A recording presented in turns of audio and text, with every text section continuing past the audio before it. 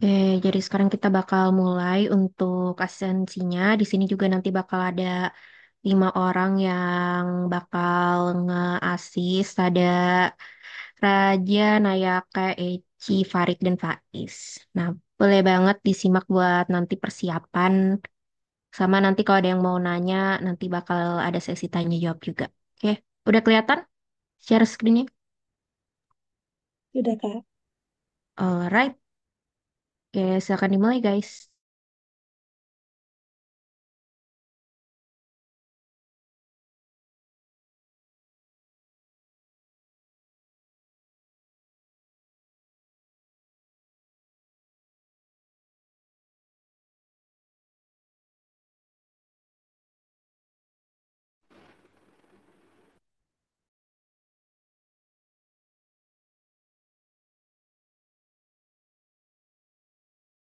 Oke, semuanya selamat malam.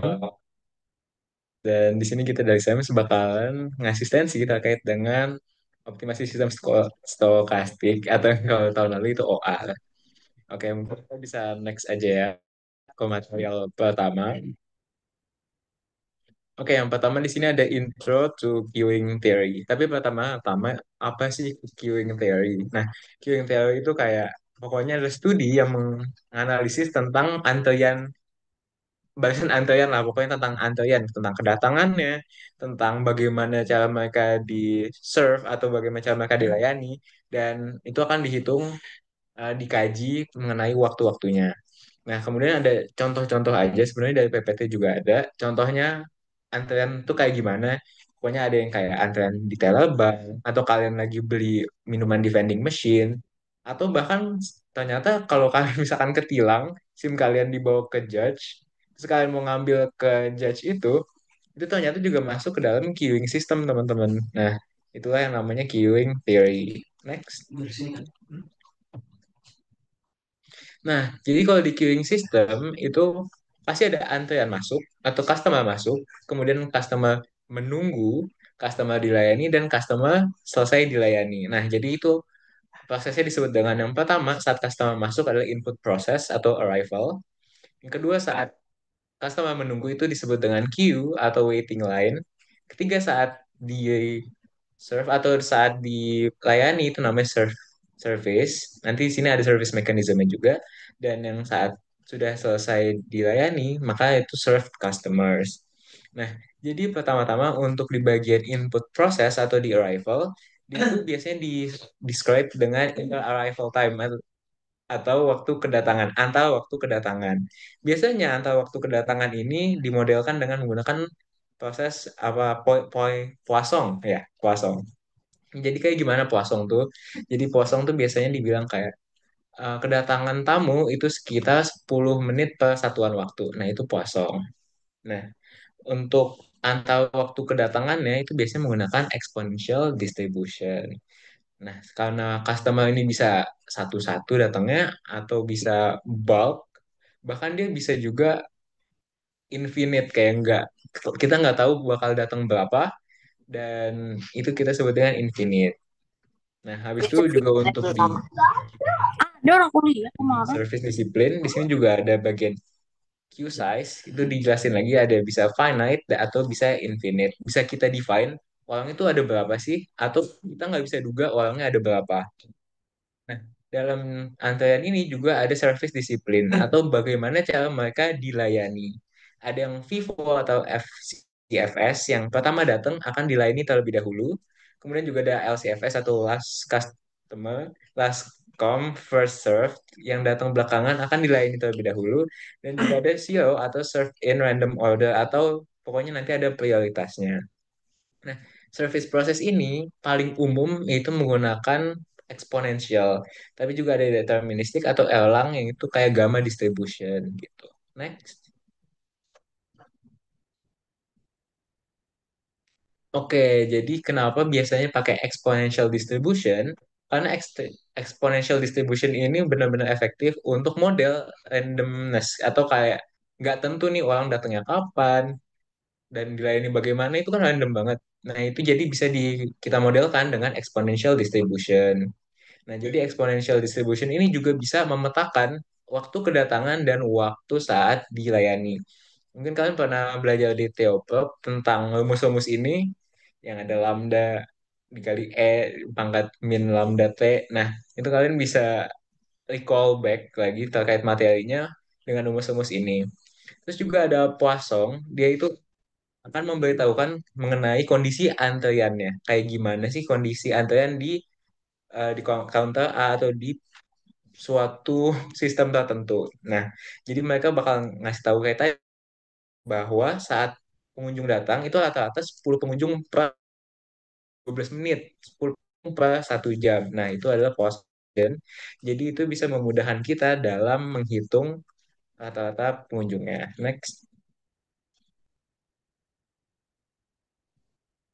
Nah, di model antrean juga di sini ada disebut dengan candle notation. Sebenarnya ini notasi-notasi aja untuk menunjukkan antreannya itu seperti apa.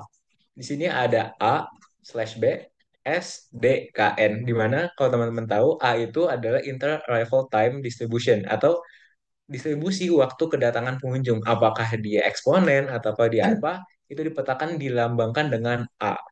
Nah, kemudian ada B, di sini ada service time distribution.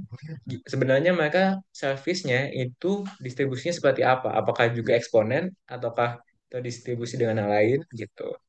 Kemudian ada S kecil, di sini ada number of servers. Artinya mereka dilayani oleh berapa orang sih? Misalkan serversnya ada 3, maka nanti bisa ditulis S ini diganti dengan angka 3. Kemudian service discipline assumed. Nah, yang kayak tadi, first in, first out, atau last come, first serve. Nah, itu nanti bisa diganti D-nya menjadi FIFO, atau dan lain-lain gitu. Nah, sistem capacity yang K ini bisa diganti dengan finite atau infinite. Nanti bisa diganti dengan angka atau gambar lambang infinite. Begitu juga dengan calling population yang bisa kita ketahui populasinya berapa, atau bahkan kita nggak bisa membayangkan berapa sih yang bakal ada di situ. Nah, itu bisa diganti dengan infinite. Kemudian ada common codes. Di sini bisa diganti misalkan misalkan yang tadi sistem A ya, A inter-arrival time distributionnya dia terdistribusi secara eksponensial.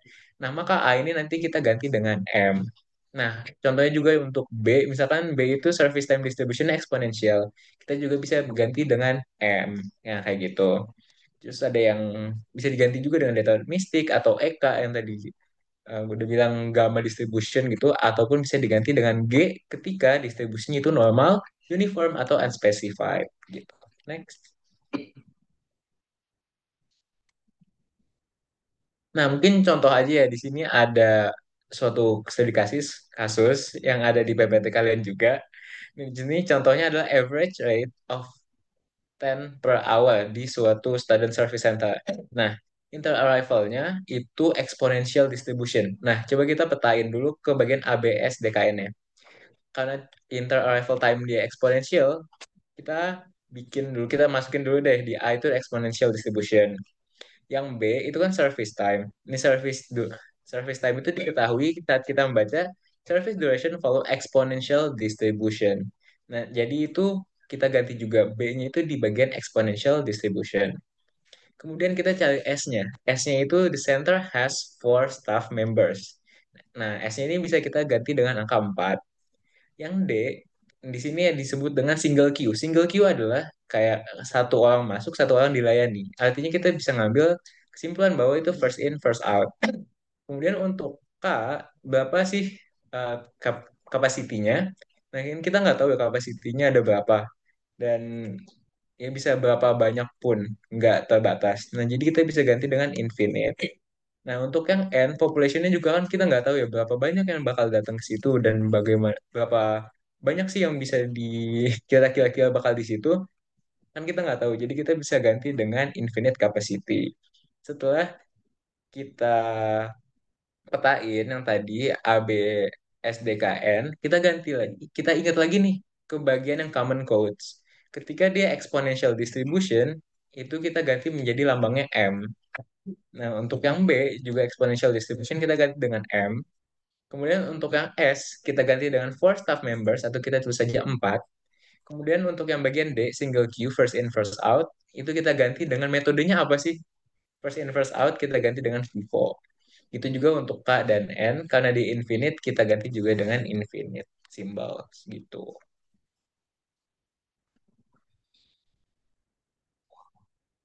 Oke, mungkin itu untuk material pertama. Dari teman-teman ada yang mau ditanyakan dulu?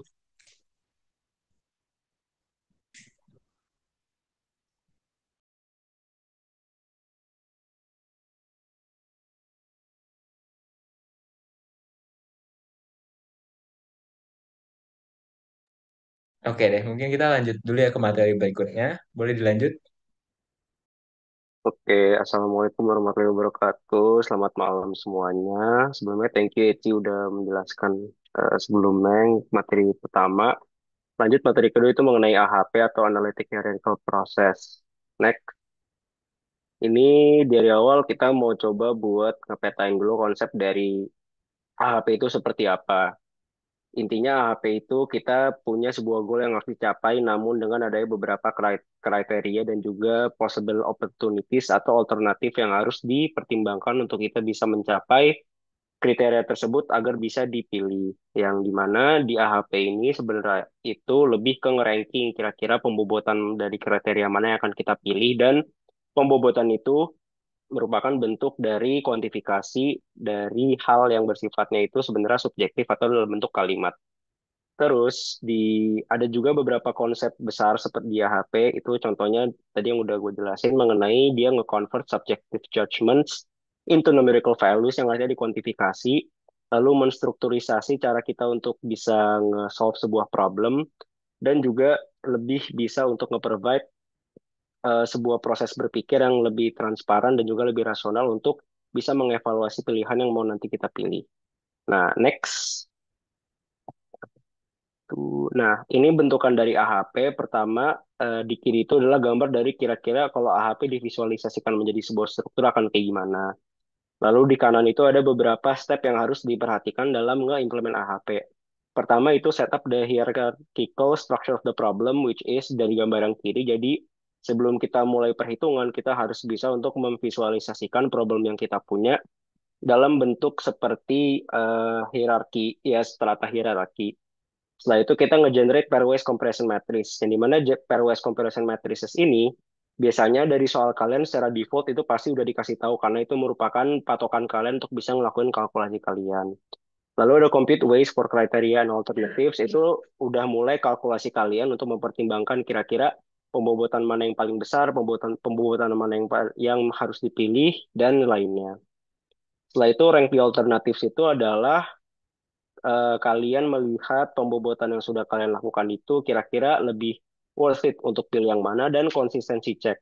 Konsistensi cek ini seperti yang udah dijelasin juga di PPT itu lebih untuk menilai apakah pilihan yang kita pilih nantinya based on weighting ataupun ranking yang paling besar dan yang paling worth it untuk dipilih itu menjadi sebuah faktor penentu dan juga memiliki hasil yang konsisten jika diterapkan secara berulang kali. Yang dimana untuk konsistensi indeks ini memiliki rumus seperti yang ada di layar dan mungkin nanti kalian juga belum terlalu paham mengenai arti X apa, N apa, tapi nanti akan jelasin lagi di next slide-nya. Boleh next lagi. Dan ini salah satu contoh soalnya. Tadi ada yang request juga untuk bikin soal ini. Intinya si Fajar sama Lita dia mau beli HP HPM sama HPN dengan mempertimbangkan dua kriteria, baterai life atau B dan kamera quality atau C. Dan tabel yang kalian lihat di depan ini merupakan pairwise comparison matrices. Jadi pairwise comparison matrices itu sudah pasti dikasih di soal kalian, nggak mungkin nggak. Karena kalau misal nggak dikasih, kakak kalian nggak bisa ngelakuin kalkulasinya. Dan cara bacanya itu gimana? Ini lebih ke perbandingan aja. Misal ini F dan L itu Fajar dan Lita, B itu baterai, C itu kamera ya. Jadi Fajar eh, kepen, perbandingan atau rasio kepentingannya antara Fajar dan Lita itu dia ada di angka 1/4. Ini bisa dibandingin aja kayak berarti Fajar itu memiliki kepentingan 1/4-nya dibanding sama Lita. Terus kalau Lita dibanding Fajar, dia memiliki kepentingannya 4/1, berarti 4 kali lipat lebih penting daripada Fajar. Dan so on, juga berlaku ke matrices yang lainnya. Next. Dan oh ini masih lanjutan pairwise comparison matrices yang tadi, cuma tadi yang di slide sebelumnya nggak muat, tapi ini ada di soal next. Oke, tadi kan step pertama dari hierarchical analytic hierarchical proses itu kan buat ngestrukturisasi dalam bentuk visual kan. Ini merupakan eh oh iya sorry. Ini merupakan bentuk strukturnya. Jadi yang paling atas itu kita kan memiliki goal untuk bisa milih handphone. Dengan adanya kriteria yang pertama itu Fajar dan Lita itu ingin memilih handphone yang mana. Dan salah satu alternatif yang dipertimbangkan adalah mengenai baterai life dan juga kamera quality. Karena kita ninjau dari segi Fajar sama Lita, berarti untuk battery life dan kamera quality itu menurut Fajar gimana, dan battery life dan kamera quality menurut Lita gimana.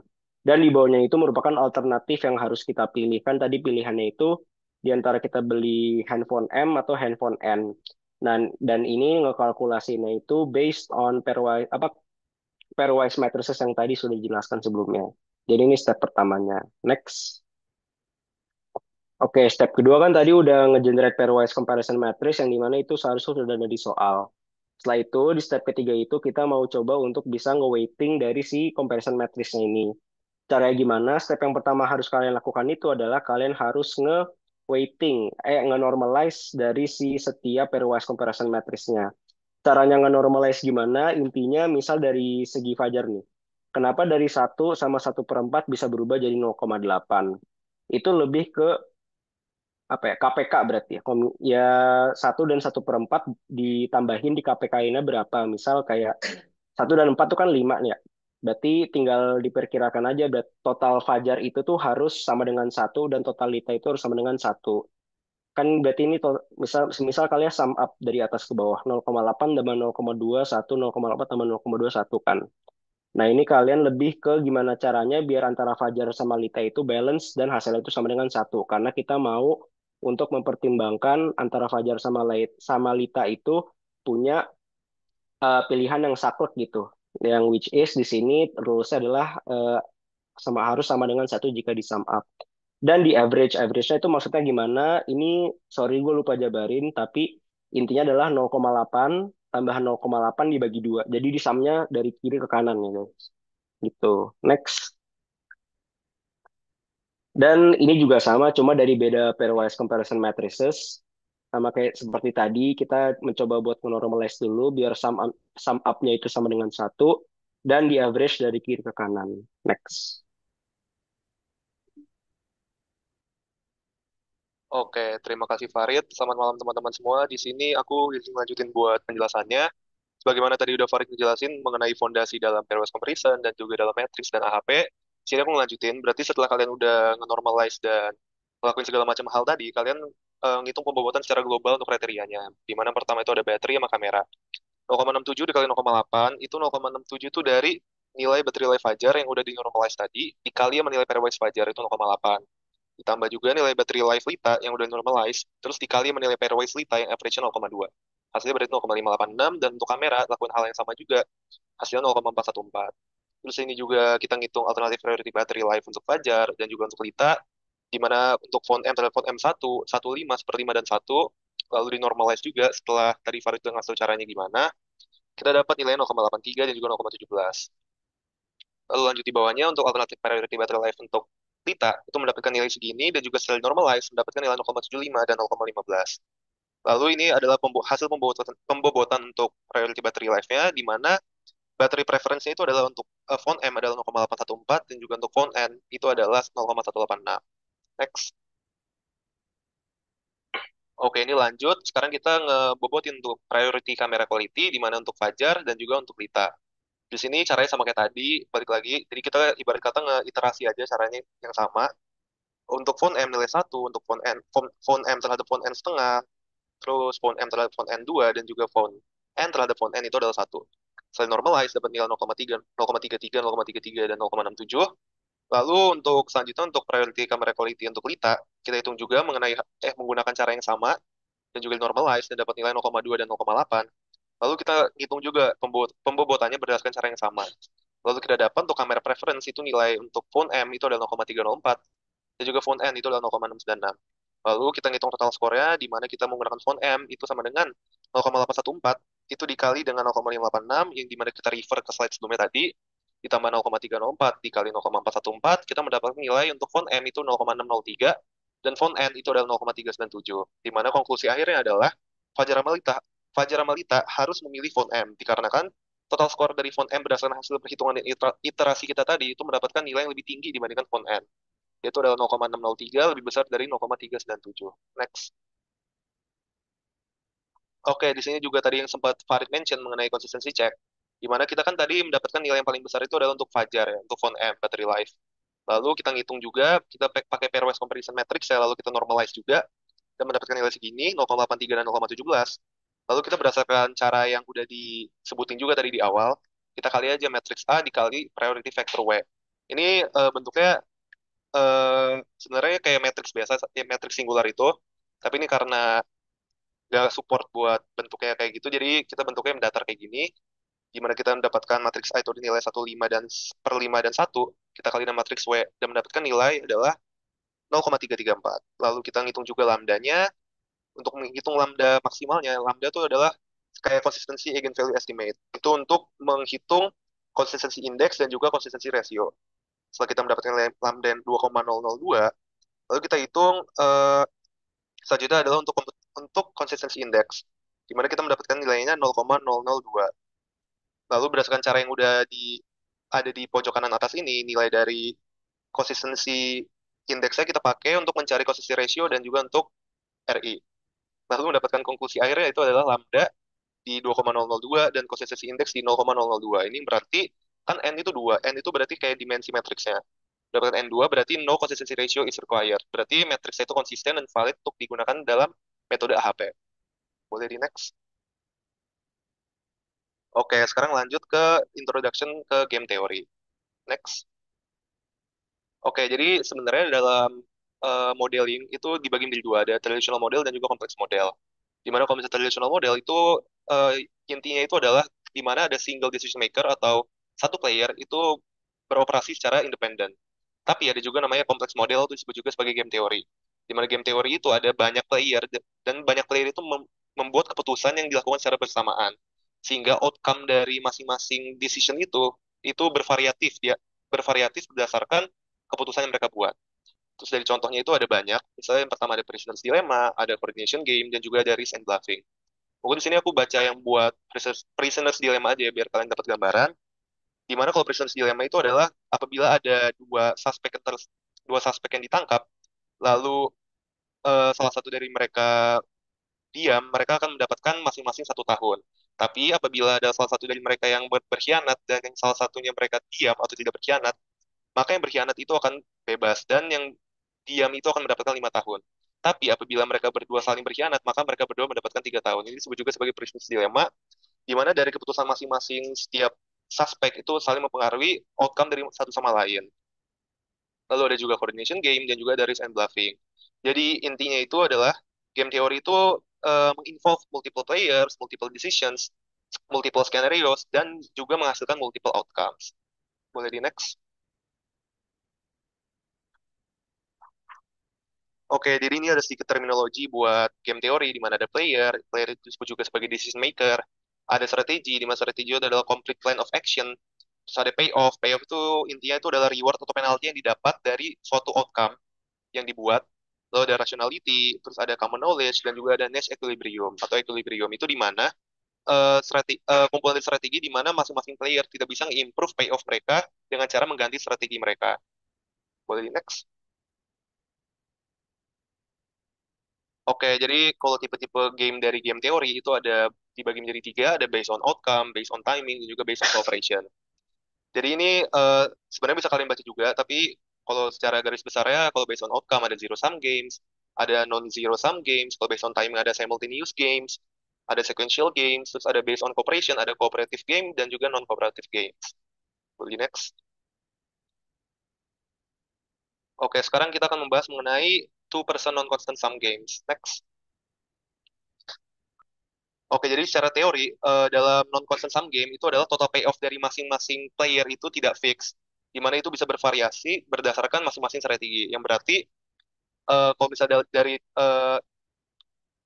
total sum game yang lain itu kan bervariasi. Contohnya seperti kayak zero sum game itu mendapatkan total payoff-nya itu exactly nol. Terus kalau constant sum game itu total payoff dari masing-masing player itu angkanya udah fix, misal 100. Tapi kalau misalnya tuh person yang non constant sum game itu adalah hasil dari payoff mereka itu bisa bervariasi dan juga tidak berarti satu player gain yang didapatkan satu player itu sama dengan kehilangan dari player yang lainnya. Terus ini juga nge-mirror real life markets di mana competitors interest itu nggak selalu sama dan juga tidak selalu berkebalikan. Jadi kalau disimpulin buat non constant sum game itu adalah total payoff-nya tidak fix. Terus players itu bisa punya interest yang sama di mana bisa masing-masing mendapatkan gain atau enggak masing-masing mendapatkan kerugian. Terus ada conflicting interest dan juga ada memperbolehkan terjadi cooperation, negotiation dan realistic modeling yang nge-mirror strategic decision di dunia nyata. Boleh di next? Oke, jadi ini ada contoh simpelnya aja kayak untuk two person non constant sum games di mana ini contohnya itu mencontohkan coffee shop profits dan juga kompetitor di mana ini contoh soalnya adalah ada dua local coffee shop yang kalau misalnya kita definisikan itu A misalnya tuku dan B itu adalah kopi kenangan di mana mereka masing-masing secara independen bisa ngeset harga yang tinggi atau harga yang rendah untuk kopi mereka. Dan juga ini dari tabel yang ini itu adalah tabel yang merepresentasikan profit yang mereka dapatkan dalam ribuan dolar, dalam thousand of dollars, yang bisa berganti-ganti berdasarkan perbedaan harga yang diset dari masing-masing kompetitor. Jadi contohnya ya, kalau kita langsung aja di tabel ini misalnya Hopken, Hopken naruh harga yang tinggi dan juga tuku harga yang tinggi. Itu berarti nilai dari tuku itu adalah profitnya di 80 dan juga untuk nilai Hopken profitnya di 80. Terus juga kalau misalnya Hopken naruh harga yang rendah dan juga tuku harga tinggi, itu berarti nilai dari tuku itu akan jadi 40 dan nilai dari token akan 90. Di mana berarti nilai dari tuku, kalau misalnya token naruh harga yang lebih rendah, itu berarti nilai tuku akan 40 dan nilai token akan 90. Terus ini juga kita langsung geser lagi ke kanan. Jadi simpelnya itu kita bisa ngelihatnya dari dua cara. Itu kita ngelihat best option buat variable yang A dan juga best option buat variable yang B. Ini sorry lupa diganti, tapi kalau misalnya yang atasnya adalah best option buat tuku dan yang bawah ini best option buat token. Jadi kalau misalnya kita jabarin juga buat best option buat tuku, jadi apabila Kopken memilih harga yang tinggi, berarti kita bisa refer ke kolom yang kiri atas, itu maka opsi dari tuku itu adalah tuku akan set harga yang tinggi, itu nilai di 80, dan juga tuku akan set harga di rendah, itu di nilai 90. Kalau misalnya ini berarti kita lihatnya di kolom yang Kopken high ya berarti. Jadi opsi terbaik buat tuku itu adalah ketika tuku itu nilainya low. Terus juga itu akan kita lakukan yang sama jika Kopken memilih harga yang rendah, maka opsi dari tuku itu adalah ketika tuku ngeset harga yang tinggi itu nilainya adalah 40 dan apabila tuku ngeset harga yang rendah nilainya 50. Berarti best option buat tuku itu adalah yang low. Terus kita lakukan yang sama juga buat yang token. Jadi apabila tuku ngeset harga yang tinggi maka opsi dari token itu adalah token harga yang tinggi 80 dan token harga yang rendah dulu 90 dan seterusnya. Jadi intinya itu kita mendapatkan strategi terbaik dari masing-masing tuku dan token itu adalah strategi terbaik buat tuku itu adalah ketika harganya low. Jadi itu tidak terpengaruhi dari decision yang Kopken lakukan. Jadi domain strategi yang dipilih oleh Tuku itu adalah ketika pricing mereka low. Terus untuk Kopken juga hal yang sama. Jadi Kopken based strategy itu adalah oke. Jadi untuk Kopken based strategy itu adalah ketika harga low dan tidak terpengaruhi juga dengan strategi yang diset oleh Kopken. Jadi hasilnya itu adalah jadi kita intinya itu buat mencari dominant strategi atau mendapatkan niche equilibrium-nya. Jadi ketika masing-masing dari Tuku dan Kopken mempunyai dominan strategi di harga yang low, berarti next equilibrium atau intersection dari mutual base response-nya itu adalah ketika Tuku ngeset harga low dan juga Kopken di harga low, di mana masing-masing payoff berdasarkan tabel ini adalah A sama dengan 50 atau Tuku sama dengan 50 dan Kopken B sama dengan 50. Terus kalau misalnya ada pertanyaan kenapa kenapa nggak milih yang Kopken high dan Tuku high? Jadi ini kenapa nggak milih yang ini karena kalau misalnya kita milih harga Tuku 80 dan juga Kopken 80 ini, jadi mereka tuh masing-masing tuku atau kop tentu masih bisa mengganti ke harga yang lebih rendah dan mendapatkan yang lebih tinggi lah keuntungannya. Jadi ibarat kata yang 80 sama 80 ini untuk yang kop sama tuku ini nggak stabil. Karena mereka masing-masing itu bisa deviate dari opsi yang mereka miliki. Makanya kita lebih milih yang lebih stabil yaitu di tuku low dan juga kop low. Oke, boleh di next. Oke, dari sejauh ini kira-kira ada yang tanyakan nggak ya guys?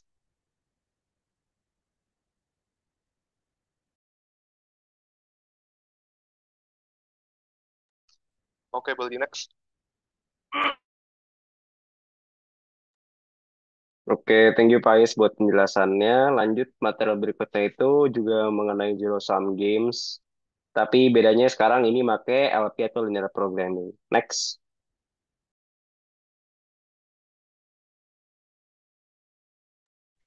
Oke, pertama sebenarnya teori secara konsep juga sama kayak yang tadi jelasin Faiz. Itu kurang lebih untuk bisa mencari strategi yang sekiranya bisa diimplement sama anggaplah pihak A dan pihak B untuk bisa win over each other dibandingkan strategi yang lainnya. Dan udah jelasin juga kayak the purpose of zero sum games using LP is to determine the value of the game and find the optimal strategies for both parties. Jadi dengan adanya syarat atau aturan tidak ada dominant strategies. Perbedaannya di situ doang guys.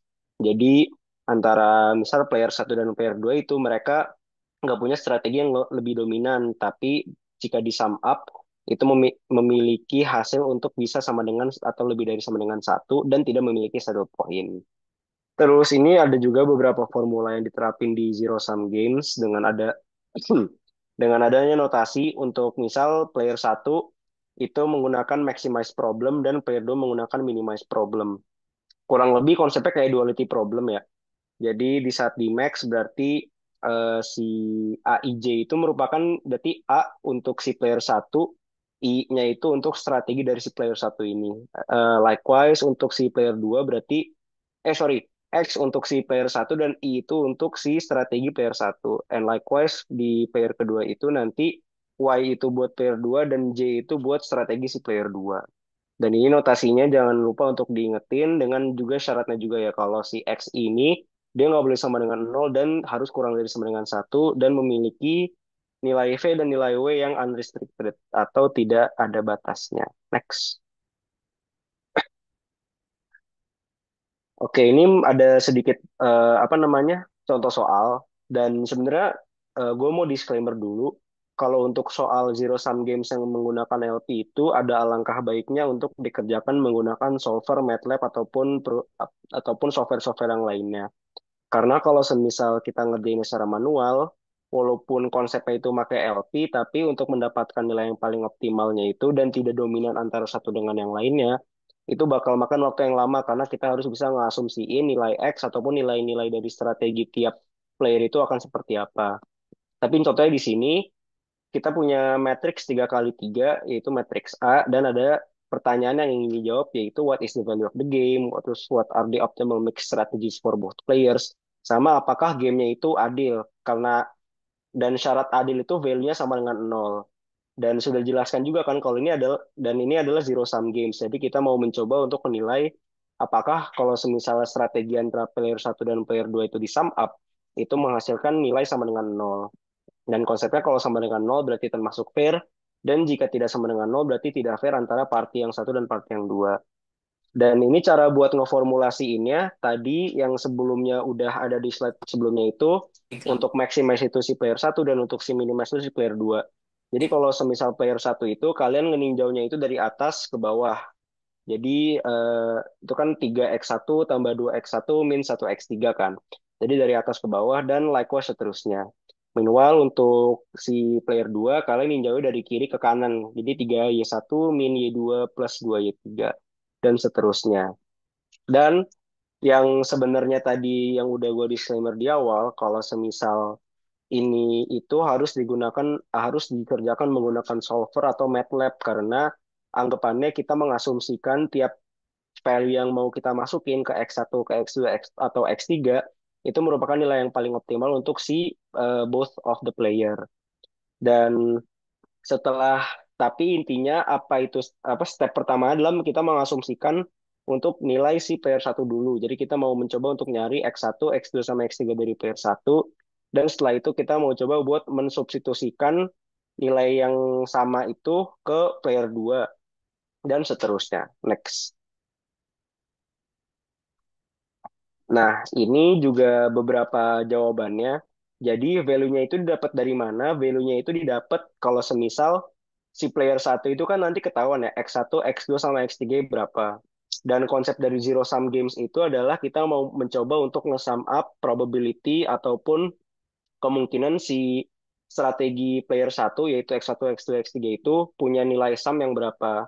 Karena value-nya 1,143 yang berarti dia tuh nggak sama dengan nol kan. Kalau semisal di sum up, berarti anggapannya di sini adalah player satu itu punya advantage yang lebih dibandingkan dengan player 2. Setelah itu juga kita mau coba buat meninjau dari si player kedua. Dan ini lanjut ke yang optimal strategi for P2 itu artinya adalah 0,5 per 7,2 per 7 itu adalah asumsikan nilai X Ya untuk si player ampun. kedua yang bisa diasumsikan ya guys. Dan ini bisa didapat dari kalau semisal kalian pakai solver. Karena kalau semisal pakai manual itu kalian harus ngasumsiin nilai X mana yang paling bagus untuk diterapin di player kedua agar dia bisa bersaing sama player ke satu. Dan output dari penjelasan dari jawabannya adalah ternyata si contoh soal si LP in Zero Sum Games ini bukan merupakan game yang fair untuk kedua player dikarenakan player satu memiliki advantage yang lebih besar daripada player dua sehingga menunjukkan kalau ya udah conclusionnya si player satu itu uh, has an advantage dan player dua itu memiliki nilai yang lebih minimum daripada player satu. Dan yang udah dijelaskan juga tadi kalau semisal seharusnya soal seperti ini itu nggak kecil kemungkinannya untuk bisa muncul di UAS karena emang butuh software untuk mengerjakannya. Gitu. Next. Oh ya, sebelumnya ada yang mau ditanyakan dulu nggak?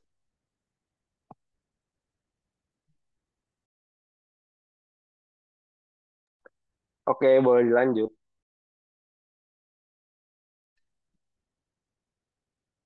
Oke, sekarang kita lanjut ya ke materi berikutnya, which is two-person zero-sum games and constant sums.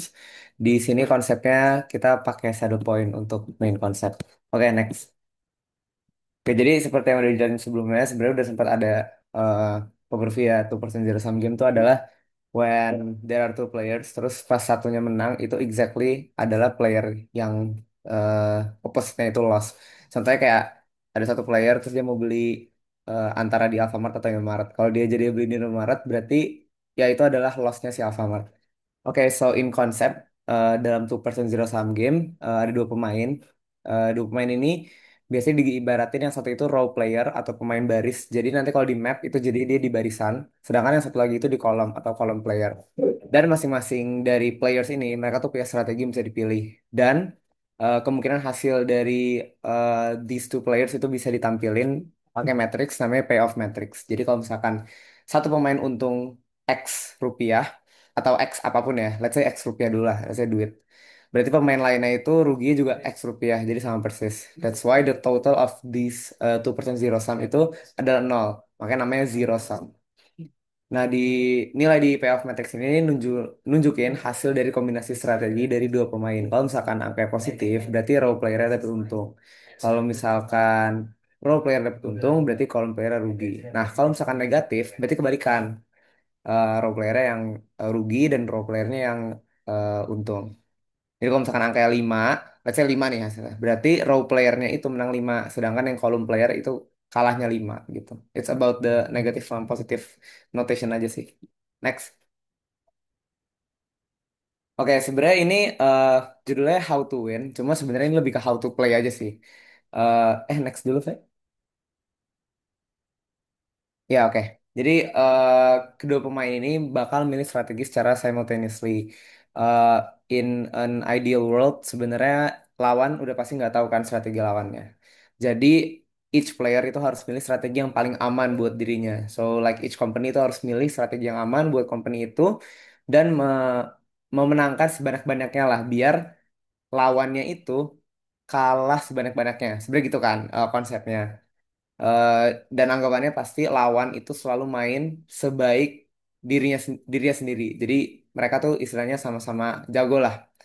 Dan konsep ini namanya rational play. Jadi kayak dua-duanya sama-sama nyari strategi yang paling oke.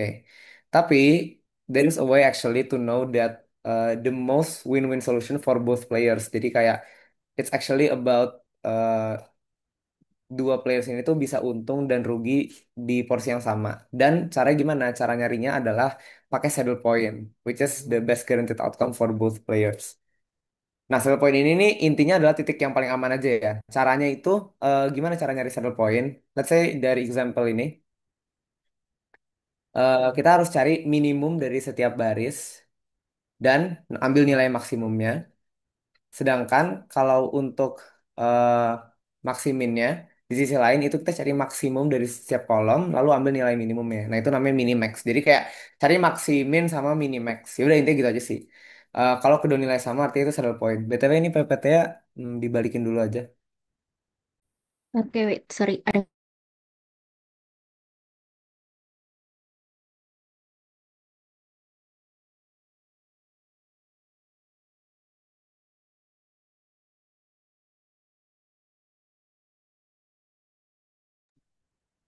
Oke, mungkin gue jelasin ulang sedikit aja nih yang bagian minimax sama maksimin.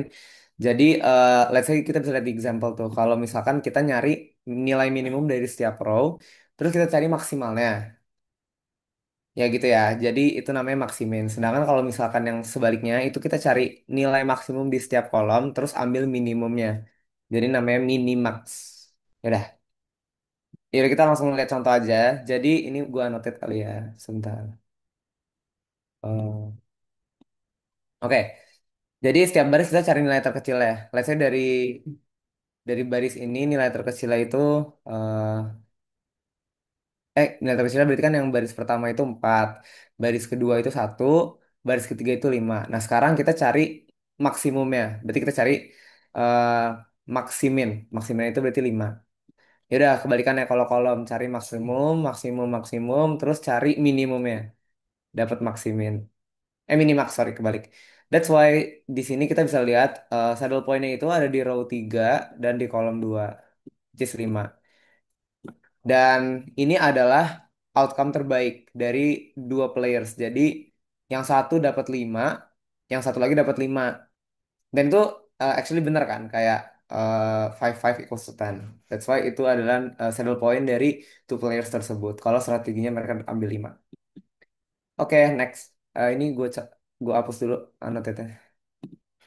Hmm, ini gimana cara hapus annotate? Oke. Ini kejauhan nextnya. Satu slide aja next. Oke, how about constant sum game? Jadi yang tadi itu kan zero sum. Nah, sekarang constant sum. Nah, constant sum itu gimana? Jadi intinya constant sum game itu konsepnya adalah total nilainya bukan nol tapi konstan. Konstannya itu gimana? Paling gampang tuh 100 sih konstannya. Kenapa 100? Ya karena it shows the most maximal outcome for a player. Dan a player will lose 100 juga and the other will win 100. Jadi satu pihak tuh pasti dapat lebih banyak dan pihak lain tuh pasti dapat lebih sedikit. Tapi jumlah totalnya tetap. Contohnya gimana? Contohnya nih competing over a fixed audience attention, money or time. Contoh ada limited resources eh, antara attention dari dua. Kalau kalian pernah nonton The Prestige itu kan kayak ada dua magician yang kayak nyari audience gitu ya. Dan audiensnya tuh konstan di kota itu. Makanya that's why constant sum game ini bisa mengibaratkan gitulah kayak sama-sama rebutan pemain yang dimana jumlahnya itu konstan. Nah, untuk example mungkin paling gampang kita nyari viewers dari dua streaming services which is Netflix sama Disney kali ya. Karena kan let's say kayak mereka tuh adalah dua pemain hebat dan mereka nyari mereka nyari audience. That's why it's better for them to uh, optimize their strategies. Nah, gimana caranya buat dapat 100 juta viewing hours. Ini gua highlight gua anot aja, sorry. 100 million viewing hours available. Nah, kita bisa lihat payoff matrix dari punya Netflix dulu. Jadi kalau misalkan payoff matrix content sum itu biasanya in respect to a player. Dan sekarang ini dari POV Netflix. Let's say kalau misalkan Netflix itu dapatnya 35 juta, ini mungkin contoh yang baris pertama ya. Kalau dapat 35 juta, berarti Disney itu dapat sisanya. Sisanya berapa? 100 dikurang 35, berarti 65. Berarti kalau di sisi Disney, berarti nanti dia nomornya 65. Sedangkan ini kan eh, POV Netflix gitu ya. Ya udah nih gue kasih kecil aja. And you can do it for all rows ya. Tapi intinya kita bisa analisis situasinya ini pakai payoff matrix sama kayak tadi, sama persis. Kita cari maksimin sama minimax. Ya udah ini udah gua premade ya buat kalian. Ini row minimalnya, ini kolom maksimalnya, dan ya udah kita cari saddle point. Saddle pointnya 45. So actually ini adalah the best strategi untuk mereka, untuk Netflix dapat 45 dan untuk Disney dapat 55 berarti. Ya intinya kayak gitu sih.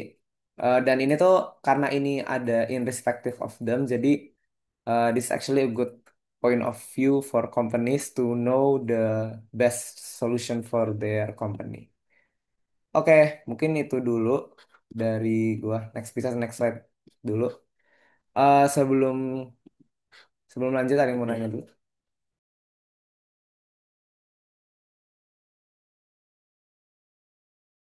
Oke, sebenarnya cukup gampang ya, jadi bisa next aja.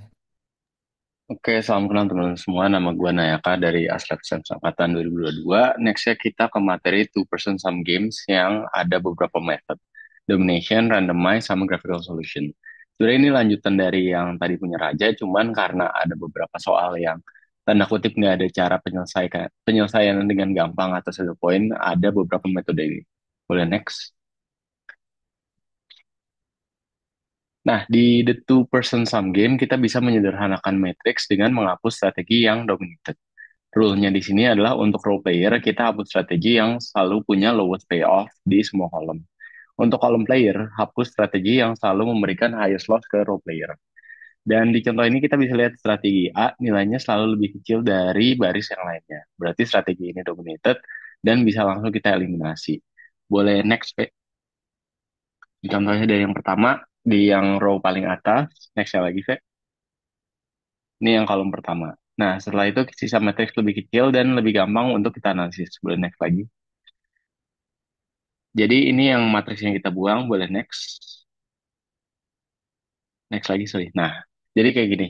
Setelah kita buang kolom dan baris yang payoff-nya kecil, kita jadi matriks yang lebih kecil lagi. Tapi sayangnya untuk contoh ini, kita pun belum ada penyelesaiannya karena nggak ada saddle point yang jelas. Karena misalnya kita minimax dari row dan kolomnya, misalnya di sini kan kita lihat 2400 di row-nya yang terkecil.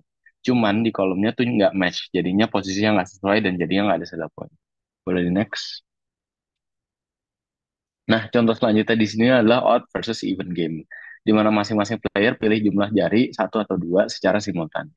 Kalau total jarinya ganjil, odd menang $1 dari even. Kalau genap, even menang $1 dari odd. Dan dari soal ini, mungkin nanti teman-teman setelah di ujian dan lain-lain, bentuknya akan problem dulu, soalnya baru kita bikin matriksnya. Boleh next? Nah, kita lihat tabelnya di sini. Lalu kita cek apakah game ini punya saddle point. Dan dari min row-nya dan max column-nya nggak ada yang sama. Maka dari itu no saddle point. Boleh di next. Karena tidak sama, maka tidak ada saddle point. Dan solusinya di sini kita bisa masuk ke beberapa strategi yang sebelumnya disebutin. Dari randomize, mixed strategy, atau graphical solution. Boleh di next. Nah, di dalam two-person zero-sum game, kita bisa pakai strategi random, disebut juga mix strategy, di mana pemain bagi probabilitasnya ke beberapa aksi atau beberapa pilihan, bukan cuma pilih satu. Dan dari teori di sini ada beberapa teori dikit. Menurut teori Nash Equilibrium, setiap two-person zero-sum game yang menggunakan randomized strategy akan selalu punya minimal satu equilibrium point, walaupun nggak ada saddle point. Misalnya di sini contohnya X1 probability outputs one finger, X2 probability outputs two fingers, dan probability even untuk Y1 dan Y2. Dan a valid mix strategy satisfies X1 sama X2 sama dengan 1, dan di mana X1 dan X2 lebih dari sama dengan 0. Dan kalau status predicate satu aksi itu namanya pure sum. Boleh next. Kita langsung ke contoh aja. Nah, di sini dari yang tabel di slide sebelumnya kita punya soal yang sama dan kita bakal pakai metode grafis untuk nyari max strategi optimal dan pemain out. Kita mulai dari step satu, boleh di next. Nah, step satu di sini kita definisiin X1 dan X2. X1 dan X2. X1 adalah probabilitas pilih satu jari dan X2 di sini adalah 1 dikurangin X1. Maka max strategi di sini X1, 1 min X1. Boleh next ke step 2. Oke, step 2-nya di sini, ini persamaannya dari mana? Setelah kita udah tahu persamaannya yang tadi, 1 min X1 dan lain-lain, kita lihat kembali ke tabelnya kita, di mana kita lihat misalnya sini gue coba annotate. Di sini annotate-nya adalah, misalnya di sini persamaan untuk even satu finger adalah -1 sama +1. Berarti di sini karena X1-nya udah didefinisiin dan juga X2 udah didefinisiin, kita isi aja persamaannya -1 dari sini kali X1 dari sini. Dan juga +1 dari sini kita ambil dari sini. Akhirnya kita kali-kaliin aja, kali-kali silang untuk yang +1, dan kita jadi 1 - 2X1, itu yang AC. Dan even dua finger itu sama aja, kita pilih dari yang kolom sebelahnya di sini. Dan kita udah nemu persamaan yang kedua, di mana itu menjadi 2X - 1. Boleh di next, Kak? Nah, di sini kita substitusi 0 dan 1 ke X1. Kenapa 0 dan 1? Karena kita nyari dari nilai minimum dan nilai maksimum. Kita masukin aja ke persamaannya yang tadi kita dapat AC dan DE, dan hasilnya kita dapat beberapa titik potong 0,1, 1,1, 0,1, dan 1,1. Dan ini bisa divisualisasiin aja ke grafik, boleh next, Pak. Nah, ini kita udah dapat yang AC dan juga yang DE. Sebenarnya kenapa kita perlu visualisasi jadi grafik ini? Karena kita butuh titik potong, dan kita dapat titik potongnya B di sini. Ini adalah penyelesaiannya. Cuman untuk tahu persisnya angkanya berapa, boleh next, Pak. Kita eh, sama denganin dari dua persamaan ini. 1 - 2X1 kita dapat dari sini sama dengan 2X - 1. Dan hasilnya kalau misalnya kita cari, X1-nya sama dengan setengah. Dan juga untuk X2-nya berarti 1, karena nilai total dikurangi X1 jadi setengah juga. Dan penyelesaiannya untuk titik potong B di sini adalah setengah koma setengah. Oke, boleh next. Oke, ini untuk yang even kurang lebih sama aja karena tadi juga angkanya mirip-mirip juga. Cuman ini eh, kita sebutnya jadi Y1 dan Y2. Boleh di next, Pak? Ini prosesnya sama ya, step 1 dan step 2 dan juga ininya juga sama. Dan untuk grafiknya sendiri kita juga bisa ngambil salah satu titik di sini untuk kita arsir kayak dulu zaman-zaman SMP dan SMA lah kurang lebih untuk penyelesaiannya. Dan kebetulan di sini juga hasilnya sama setengah koma setengah. Boleh next, Pak? Oke, di sini ada salah satu practice question juga dari PPT kalian. Permainannya permainnya adalah lempar koin dan hasilnya hanya diketahui oleh player satu. Berdasarkan hasilnya, head atau tail, player satu bisa pilih pass atau bet. Player 2 tidak tahu hasil koin dan harus pilih antara call atau fold. Dan di sini ada 4 strategi yang player satu bisa pilih. Pass pass, eh, b- pass bet, bet pass, dan juga bet bet. Sementara player 2 cuma bisa call atau fold. Boleh next, Pak? Dan di sini untuk step pertamanya adalah kita cari expected value. Karena kita udah tahu masing-masing probability-nya adalah setengah untuk tiap-tiap decision-nya, kita bisa kalikan dan juga kita masukin ke -1 dan -1, -2 dan lain-lainnya berdasarkan pembayaran yang di sini. Dan kita cari untuk masing-masing kombinasinya untuk dari player satunya dan juga untuk player duanya. Jadi misalnya untuk satu probability dari player satu akan berpasangan dengan dua probability dari player dua. Dan hasilnya bisa dikali-kaliin aja, bisa dibaca-baca lagi. Boleh next, Fe? Oke, nextnya kita balik lagi ke materi yang sebelumnya, yaitu dominated strategy. Jadi setelah dapat expected value tadi, kita petain ke dalam matrix untuk bisa lebih gampang juga secara visualnya. Dan di sini kita kategoriin berdasarkan player satu di sini dan juga player 2 di sini, antara call dan fold. Dan setelah itu kita juga coba mencari saddle point dengan cari dari minimum row dan juga maximum column. Di mana dari minimum row kita cari yang maksimum, sementara di maksimum column kita cari yang minimum. Dan di sini dari yang kita lihat nggak ada saddle point yang jelas antara row dan column. Sehingga berdasarkan teori yang sebelumnya kita kembali lagi untuk mencari dominated strateginya ini. Kita cari berdasarkan yang payoff-nya yang paling kecil, dan setelah itu kita eliminasi 4 ini. Dan kita akan mendapatkan tabel yang baru. Boleh next, Pak? Di sini kita dapat tabel yang baru, ada BP dan juga BB, dan kalau dari player 2 tetap call dan fold. Dan setelah kita cek lagi saddle point-nya, masih nggak ada saddle point yang jelas. Maka dari itu kita lanjut ke step selanjutnya. Boleh next, Pak? Nah, untuk step sebelumnya seperti yang tadi, kita bakal masuk ke graphic solution. Dan kalau untuk graphic solution, yang pertama kita definisiin lagi antara X1 dan X2, dan juga kita masukkan ke persamaannya. Di sini X1-nya udah dapat, X2-nya udah dapat, dan di sini setengah dan nol itu didapatkan dari sini. 0,5 dan nol, dan juga di sini nol dan satu. Jadi kita dapat apa namanya untuk titik-titiknya dan juga untuk persamaan dari X1-nya dulu. Di sini setengah X1 dan juga satu min X1 untuk persamaan call dan juga persamaan fold yang nantinya akan kita masukkan pakai titik untuk mencari titik potong. Kemudian next, Pak. Dan di sini kita dapat intersectionnya juga sama kayak yang tadi. Setelah kita udah peta garis-garisnya itu ke dalam koordinat kartesius dan juga udah dapat titik potongnya, selanjutnya kita cari intersectionnya. Di sini kita lambangkan dengan E. Untuk carinya gimana? Sama kayak yang sebelumnya, kita ambil dari line AB sama line CD. Line AB sama dengan line CD, di mana setengah X1 sama dengan satu min X1. Dan akhirnya kita dapat untuk X1 nya adalah 2 per 3. Dan sama seperti sebelumnya, untuk mencari X2-nya adalah satu dikurang X1. Dan hasilnya sepertiga. Dan untuk penyelesaiannya di sini, untuk titik potong E adalah 2 per 3, 1 per 3. Boleh next, Pak? Mungkin itu untuk materi yang ketujuh dari teman-teman. Mungkin ada yang mau bertanya sampai sejauh ini.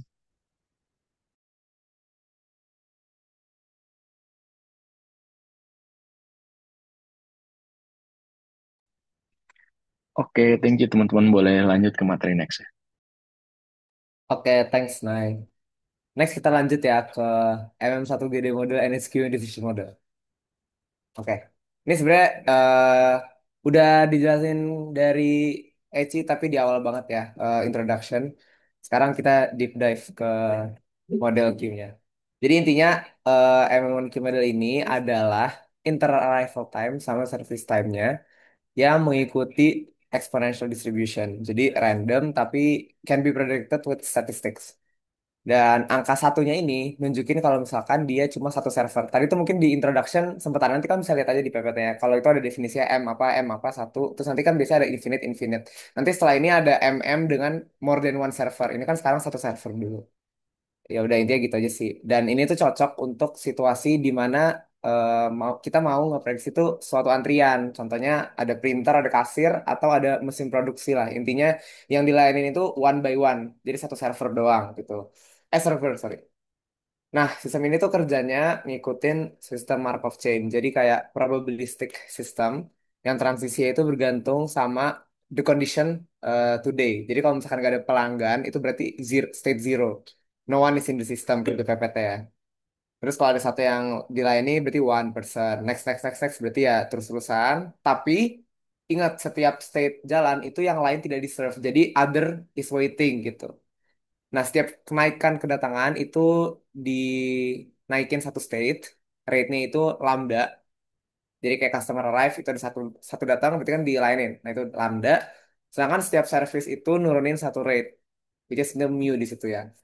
Jadi continuous gitu. Jadi kayak satu satu naik, satu naik, satu turun, terus terusan. Tapi kalau misalkan ada banyak gimana? Sedangkan server hanya satu. Nah, that's why di ski model itu first come first serve sistemnya. Dan emang kapasitas sama populasinya itu infinite. Jadi ini adalah one of the optimization way untuk gimana sih cara ngoptimize antriannya. Atau kita bisa ngeliat lah inter arrival time-nya berapa, service time-nya berapa untuk satu server. Oke, mungkin itu untuk definitionnya dulu ya. Sekarang kita next dulu. Ya, next lagi. Oke, ini ya ini tadi visualisasinya yang udah gue sempat jelasin.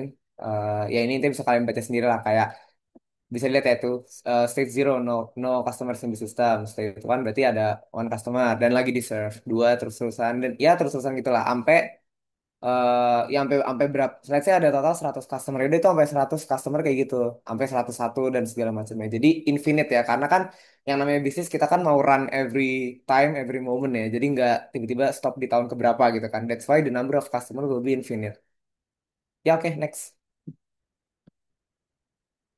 Nah ini untuk key terms atau simbol di suatu queuing model Ini sebenarnya cukup hafalan guys. Nanti kalau misalkan kalian ada cheat sheet ya, harusnya ada sih. Itu kalian bisa nulis aja sih ini biar nggak lupa. Tapi intinya ya lambda itu arrival rate-nya untuk min-nya. Terus mu itu juga service rate, min-nya juga. Dan rho ini nih utilization-nya. Dan itu rumusnya itu lambda per mu. Dan lanjut-lanjut lagi ya ada L, LQ, WQ, dan juga P0. Atau probability system is empty. Nah ini untuk next dulu, V. Sekali aja.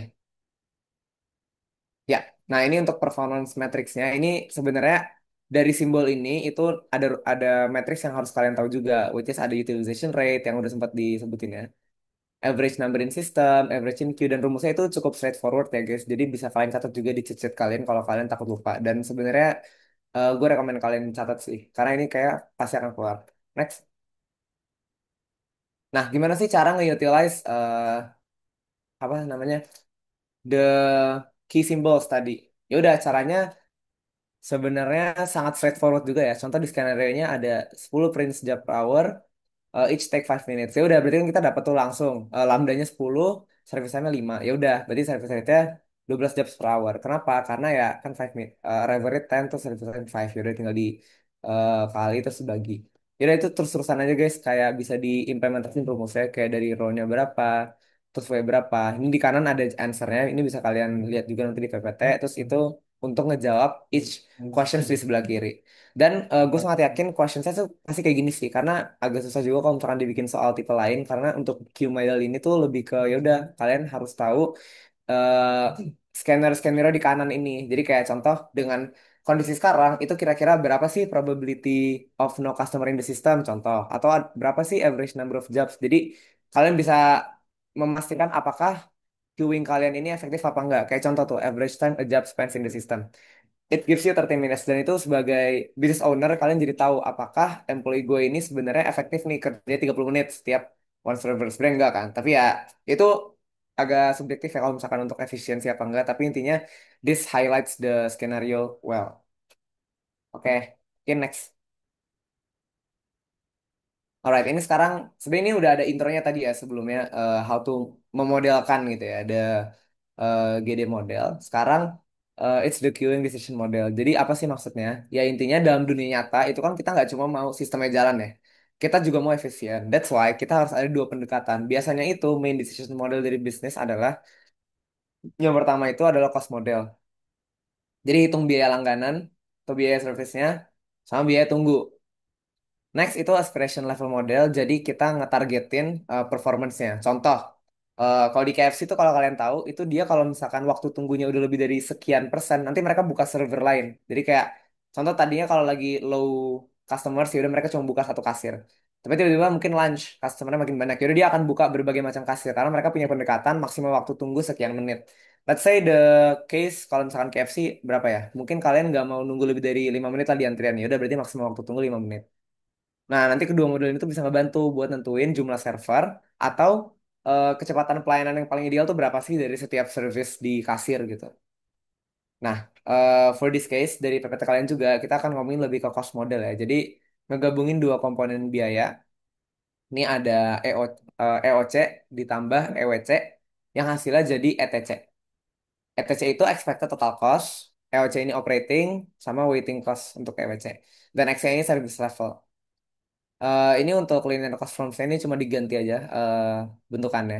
Tapi intinya C1 itu cost service per unit. Kalau C2 itu cost per waiting customer per time unit. Nah, jadi kalau misalkan nyari ETC, sebenarnya itu juga sebenarnya itu sama aja kayak nyari C1 kali X ditambah C2 kali L. Gimana cara pengaplikasiannya? Kita next slide.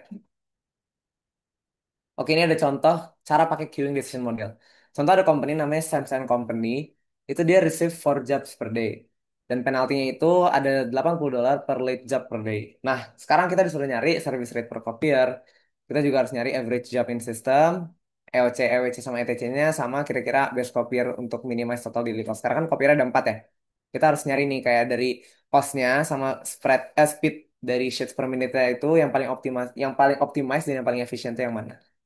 Mungkin pertama-tama untuk key formulanya ini ya kita harus nyari ETC-nya. Ini gua annotate lagi ya guys. Kita harus nyari ETC-nya. This one. Dan ini kita turunin tadi ya. EOC itu kan C C1 dikali 24. Kalau EWC itu dia 80 dikali nah, kenapa 24 dan 80? Ya udah itu bisa dibaca ya guys. Kalau 24 itu kan karena dia per day. Jadi 24 hours. Ini copier ya guys, bukan employee. Jadi nggak bukan 8 jam kerja gitu ya. 24 terus 80 itu penalty cost per job per day. Oke, mungkin bisa di next dulu, Ve. Oke, ini bisa dilihat ya guys dari data givennya. Ini bentar, ini dulu. Oke. Ini data givennya kalau misalkan copier satu begini segini segini segini, ini segini segini segini segini segini dan ya udah kita bisa calculate mu-nya itu berapa dan rumusnya itu untuk L seperti apa itu juga dikasih di bawah. Tapi mungkin biar lebih gampang langsung aja kita next slide, which is itu udah gue pre-calculate buat buat credibility.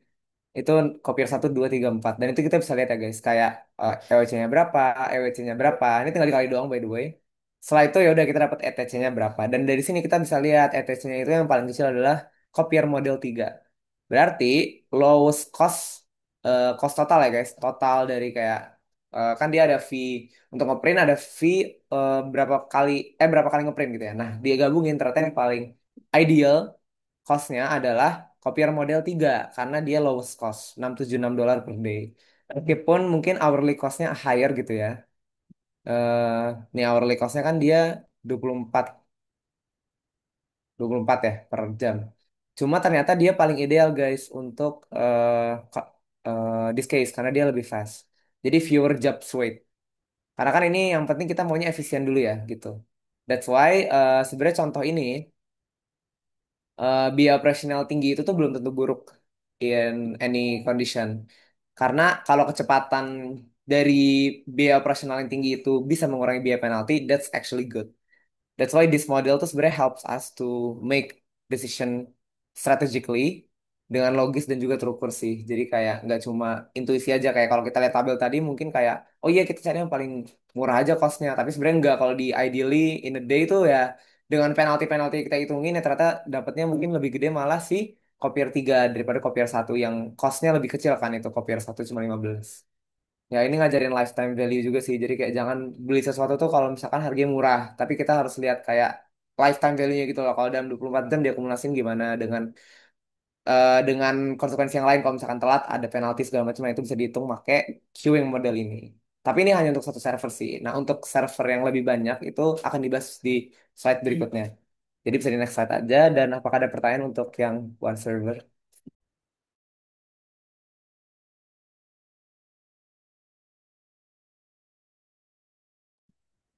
Oke, great. Kalau nggak ada, mungkin bisa di next aja. Thank you. Oke, kita masuk ke material 9 yaitu MMSGD. Artinya apa? Artinya kita punya server lebih dari satu atau bernilai S. Jadi kita belum tahu S-nya ini berapa, bisa 2, bisa 3, bisa 4, dan bisa lebih. Oke, boleh next. Oke, ini ada explanation sederhana lagi kayak tadi MMS. Yang pertama adalah memoryless. Jadi dia exponential inter-arrival time, terdistribusi A exponential. Kemudian B-nya juga exponential, jadi akan kita lambangkan dengan M lagi. Dan kemudian S adalah number of parallel servers. Artinya berapa sih serversnya nanti. Nah, di sini tuh ada steady state atau kecukupan di mana harus memenuhi yang ini, yang gede banget nih tulisannya. Itu lambda dibagi mu lebih besar daripada S. Nah, nanti kalian harus ingat dan bisa kalian pakai untuk menentukan di next yang bakal gue jelasin. Ini ada rumus-rumus, bisa kalian ingat, bisa kalian catat, lebih baik kalian pahami sih, biar lebih nangkep kenapa harus pakai rumusnya kayak gini. Tapi gue nggak bakal menjelaskan lagi ya rumusnya. Cuma nanti kita bakal langsung implementasi ke next slide. Boleh itu next? Oke, nah jadi di sini kita kalau memodelkan sesuatu, mensimulasikan sesuatu, kita pasti ujung-ujungnya mau uang kan. Kita mau yang paling apa ya, paling profit lah dibandingkan dengan kalau kita menggunakan mesin senilai X. Nah, jadi di sini kita perlu banget menghitung cost models. Jadi di sini nggak beda jauh sama yang sebelumnya yang MM1, tapi bedanya di sini kita akan mengalihkan dengan jumlah servers yang ada. Jadi misalkan kita punya misalkan kita mau S-nya 2. Nanti kita akan menggunakan EOC dua gitu. Nanti kita akan kalikan dengan dua. Pokoknya kita akan kalikan dengan jumlah server yang kita mau. Nah, itu. Mungkin rumusnya sama kayak tadi, cuma kita akan langsung ke example aja. Ini example-nya juga ada di PPT kalian dan I'll guide you guys through this soal lagi. Dan yang pertama di sini ada in a customer support help desk, incoming request follow a Poisson distribution at a rate of 17,5 request per hour. Nah, jadi di sini lambdanya kalian catat dulu sebagai 17,5. Each support agent is capable of handling an average of bla bla bla bla. Average of ini sebenarnya kepotong sedikit, harusnya average of 10 requests per hour. Nah, terus ada the cost of employing a new support agent is $12 per hour. Jadi di sini kita buat ini menjadi C1. Kenapa C1? Karena ini marginal cost per unitnya. Nah, kemudian di sini ada while the cost of lost productivity due to customer waiting is approximately $50 per waiting request per hour. Nah, jadi karena dia cost of waiting, jadi dia masuknya C2. C2 kita masukin dulu dia $50. Nah, since kita mau ngitung berapa sih server yang paling optimal lah untuk kasus ini, yang kita masukin lagi nih ke etc S sama dengan EOC S ditambah EWC S. S ini melambangkan server yang kita mau ya. Nah, habis itu kita ganti EOC ini sebagai C1X atau bisa C1S ditambah EWC S-nya kita ganti dengan C2 LI. LI ini maksudnya kayak I-nya nanti berapa gitu. Ini kita hitung. Nah, kemudian kita substitute yang C1-nya dengan 12, kemudian X-nya kita ganti jadi S. Ditambah dengan 50 LI. Nah, boleh di next. Nah, kita ingat lagi tadi ada steady state, dan di mana harus lambda dibagi mu lebih dari S. Nah, di sini kita punya lambdanya 17,5 dan mu-nya 10. Nah, artinya kita punya nilainya 1,75. Di mana S-nya itu kita baru bisa pakai S ketika S lebih dari sama dengan 2. Nah, jadi pokoknya kita hitung dulu yang traffic intensity-nya tadi itu adalah rho sama dengan lambda dibagi mu. Dan kita dapat sama dengan 1,75. Nah, kenapa ngitung ini dulu? Karena ini bakalan masuk ke next step, itu pertama kita ngitung no customers in the system. Nah, ini caranya kita masukin ke dalam rumus aja. Dan gue nggak bakal jelasin bagaimana cara masukin ke rumusnya. Tapi boleh disesuaikan dengan data-data yang sudah ada gitu. Nah, kemudian kita dapat nilai P saat customer tidak di dalam sistem itu 0,07. Kenapa harus ngitung ini? Karena nanti bakal berlanjut ke step berikutnya itu untuk menghitung average number. Itu ada LQ. Nah, di sini nanti kita bakal menghitung LQ2, teman-teman. Jadi, fungsi dari P02 itu adalah saat kita mau menghitung LQ2. Yang dimana LQ2 ini bakal kita pakai untuk menghitung di EWC yang tadi kita ganti menjadi 50 dikali LI. Nah, teman-teman bisa ngitung LQ-nya dulu, LQ2. Habis itu setelah kalian menghitung LQ2 dapat 5,717. Nah, kemudian ada rumus yang di atas lagi kita menghitung kita ngitung L2 di mana kita membutuhkan LQ2. Kemudian kalian sudah menghitung L2 bakal dapat 7,467. Nah, setelah ini L2 ini adalah pengganti LI tadi. Jadi kita masukin ke dalam rumus IWC yang tadi. Nah, kemudian setelah kita substitute, kita dapatlah hasilnya iritasinya dengan dua server adalah 397 dolar, 34. Apakah ini paling apakah ini paling optimal? Kita belum tahu. Ternyata saat dihitung lagi di tabel ada yang lebih optimal yaitu saat servernya 4. Nah, artinya apa? Artinya kita masih melakukan iterasi lagi untuk mendapatkan hasil yang paling optimal. Tuh, jadi untuk yang S sama dengan 2 ini kita coba percobaan pertama. Nanti kita bisa coba lagi dengan S sama dengan 3, S sama dengan 4, S sama dengan 5 sampai seterusnya. Dan kita akan mendapatkan nilai yang paling optimal, maka itu yang kita. Untuk MMS sekian saja.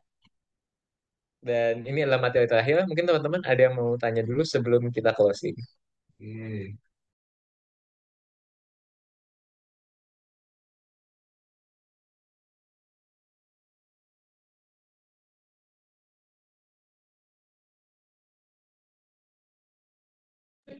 Oke, mungkin kalau nggak ada pertanyaan, cukup sekian dari kami. Dan kalau kalian ada pertanyaan, nanti boleh banget ya untuk ditanyakan. Thank you, guys.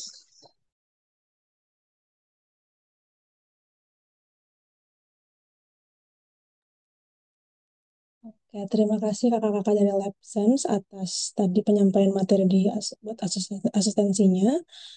Mungkin sekarang kita masuk ke Q&A kali ya, Kak. Jadi kira-kira dari kakak-kakak semua ada yang punya pertanyaan, bisa langsung on cam aja ya, Kak.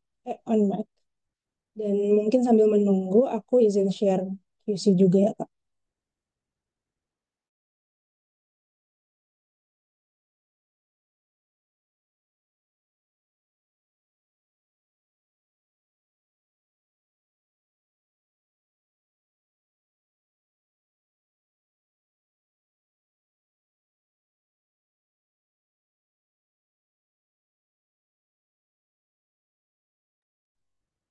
Baik, untuk pengisian QC-nya ditunggu sampai jam 21.23 ya, Kak.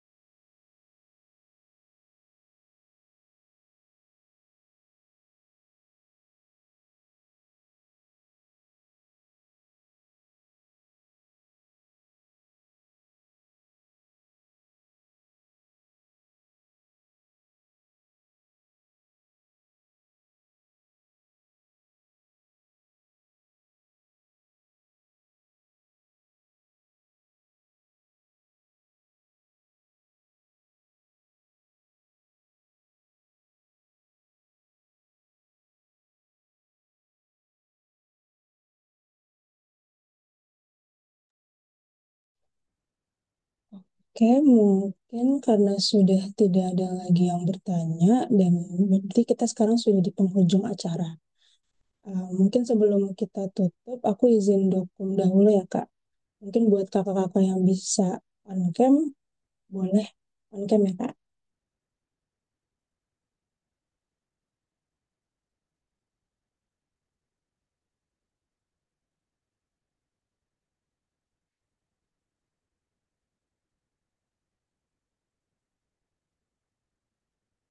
Aku tunggu sampai 21.24.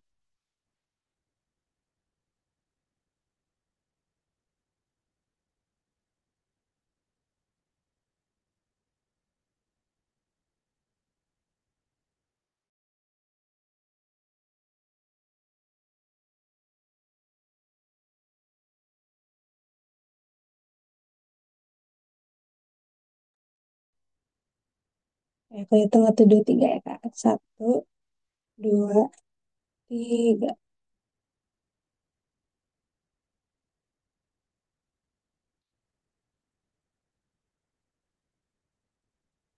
Oke, baik. Terima kasih atas dari tim LabSams atas asistensi yang telah diberikan.